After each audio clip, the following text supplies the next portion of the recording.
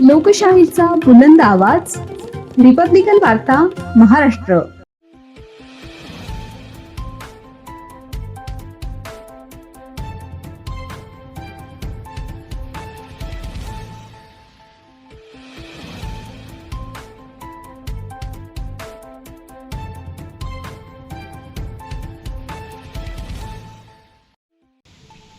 पैठण शहरात सलग दुसऱ्या दिवशीही झाला खून. संत ज्ञानेश्वर उद्यान परिसर, गंगलवाडी, नारळा येथील पतीनेच पत्नीचे कुऱ्हाडीने घाव करून जीवन संपवले. बातमी पैठणीतून. याबद्दल सविस्तर बातमी अशी आहे की दिनांक 3 जून रोजी सकाळी 8 वाजता पैठण शहरातील सर्वात प्रसिद्ध असलेले ठिकाण संत ज्ञानेश्वर उद्यानामधील झाडझुडपे असलेल्या पाण्याच्या वडाच्या परिसरात पतीने पत्नीवर कुऱ्हाडीने वार करून खून केल्याची गंभीर घटना समोर आली.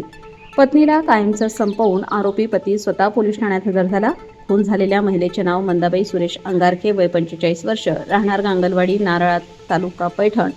आरोपी पती सुरेश अंगारखे आणि पत्नी नेहमीप्रमाणे दिनांक 3 जून रोजी सकाळी संत ज्ञानेश्वर उद्यानातील घनदाट झाडझुडपे असलेल्या पाणी असलेल्या वड्याजवळ लाकडाचे सरपण तोडण्यासाठी गेले. त्यावेळी दोघांमध्ये वाद झाला. यावेळी पती सुरेश अंगारखे याने मंदाबाई यांच्यावर सोबत आणलेल्या कुऱ्हाडीने जोरदार 3 वार करून कायमचे संपवले.